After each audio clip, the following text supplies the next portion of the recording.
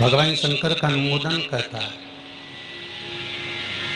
कि आपकी जो भक्ति है, भगवान धन से, संपदा से, या सत्ता से, या वैभव से, या दौलत से भगवान कभी नहीं रीझता। अगर भगवान को चाहिए तो तुम्हारा केवल निर्मल मन चाहिए।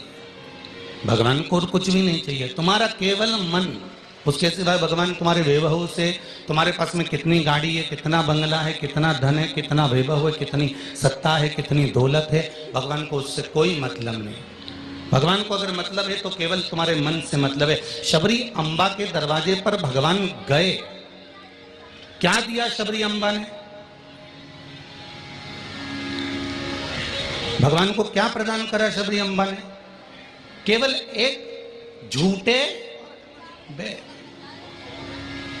और झूठे बेर के सिवा भगवान कुछ ले भी नहीं रहा है। अब तुम शंकर जी को क्या देते हो? अगर शबरी अम्बा ने भगवान राम को झूठा बेर दिया है तो आपने कौन सा अच्छी चीज दी थी भगवान को?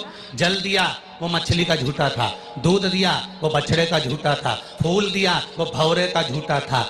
मिठाई बना कर दी, वो चींटी की झूठी थी। तुमने दिया क्या? और ये मनुष्य का शरीर दिया भगवान के चरणों में, ये भी तो झूठा है। फोन पे तो तुरंत कह देता है, माँ तो तारे बिना एक बिना नहीं रहूं, एक मिनट नहीं रहूं, तेरी तो मुझे बहुत याद आए। और भगवान के पास जाए कि तुम्हारे बिना मेरा कोई नहीं है। भगवान के रेंदे रे झूठेला। भगवान भी कहते काय को झूठ बोले।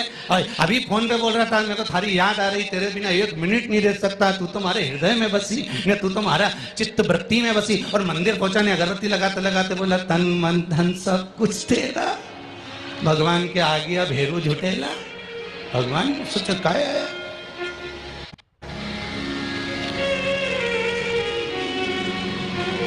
अगर शबरी अम्बा ने झूठा बेर दिया है तो हमने कौन सी अच्छी चीज भगवान को दे दी है?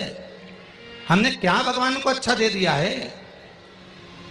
हम भी तो झूठा ही दे रहे हैं। पुष्प दिया, वो भी झूठा था। जल दिया, वो मछली का झूठा था। दूध दिया, वो गाय के बछड़े का झूठा था। मिठाई दी, वो चींटी की झूठी थी। हम जो परमात्मा को दिए वो सब कुछ झूठा था। यहाँ तक हम भगवान का जो स्मरण भी कर रहे हैं, कई लोग भगवान के मंदिर में बैठकर घंटों तक माला पकड़कर भी अगर भगवान के मंदिर में बैठकर भजन कीर्तन स्मरण कर रहे हैं तो वो ये सोचे कि नहीं ये सत्य है, तो उसने उसमें भी छल कर दिया। थोड़ी देर तक तो मन लगता है, उसके बाद ये चित्त, ये व्यक्ति, ये मन कहीं ना कहीं डोल जाता है। इस मन को लोग कजन कहां लेकर चले जाते हैं। बड़ा बड़ा कठिन है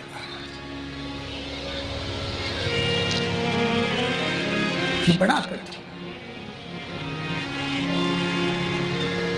ये मन बड़ा चंचल है, कैसे तेरा भजन करूं, जितना इसे समझाऊं उतना ही मचलता है।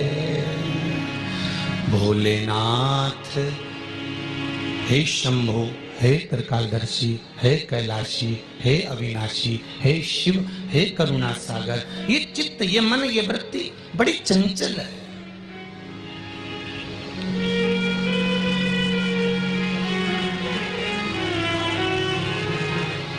अगर ये मन, ये चित्त, ये वृत्ति थोड़ी भी परमात्मा में लग गई तो जीवन की सार्थकता हो गई।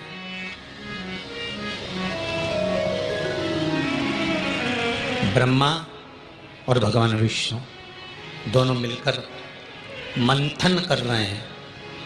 और एक बात बहुत ध्यान से सुनना, शिव महापुराण के इस चरित्र को याद रखना कि ब्रह्मा और भगवान विष्णु ने मंथन किया, और मंथन किया तो शंकर भगवान के शिवलिंग को प्रकट किया।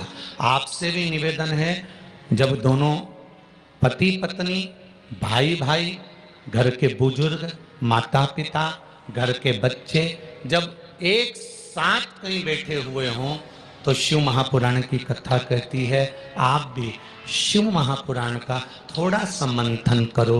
उस मंथन से जो प्रकट होगा वह तुम्हारे घर का आनंद करा देगा। शिव पुराण का मंथन।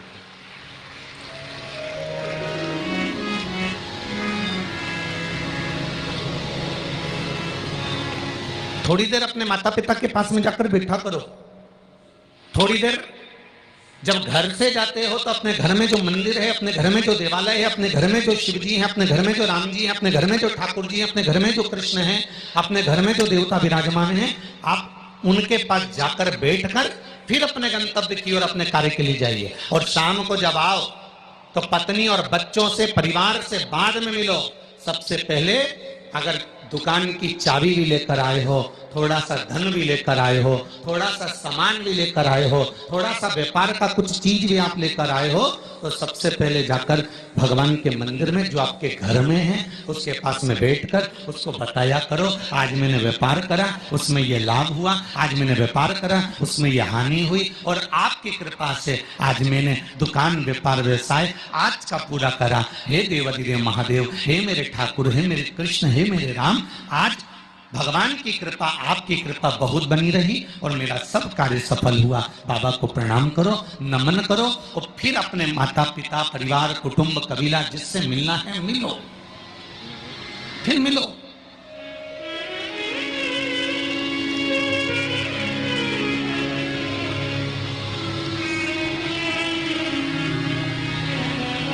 आज किसी ने एक प्रश्न किया था सुबह, गुरुदेव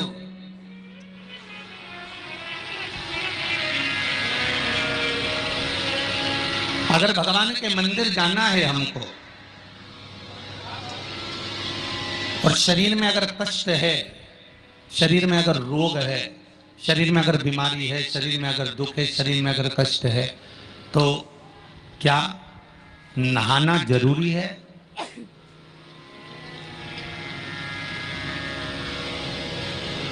शिव महापुराण की कथा कर रही है, मत नहाओ, स्नान कर लो।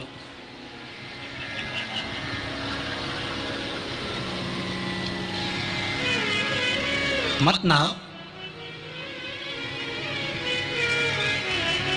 स्नान कर लो। नहाने में और स्नान में जमीन और आसमान का अंतर है। बाथरूम में गए, साबुन लगाया, शैम्पू लगाया और ये सब लगाने के बाद में तुमने जो तुम्हारे ऊपर पानी उंडेला, इसको नहाना कहते हैं। ठीक है? जो तुमने साबुन लगाया, शैम्पू लगाया, पानी डाला, उसको नहाना कहते हैं।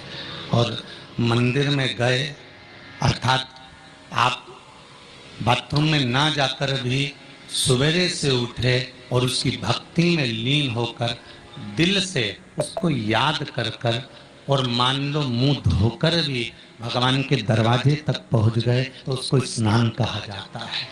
कर लिया ना? बहुत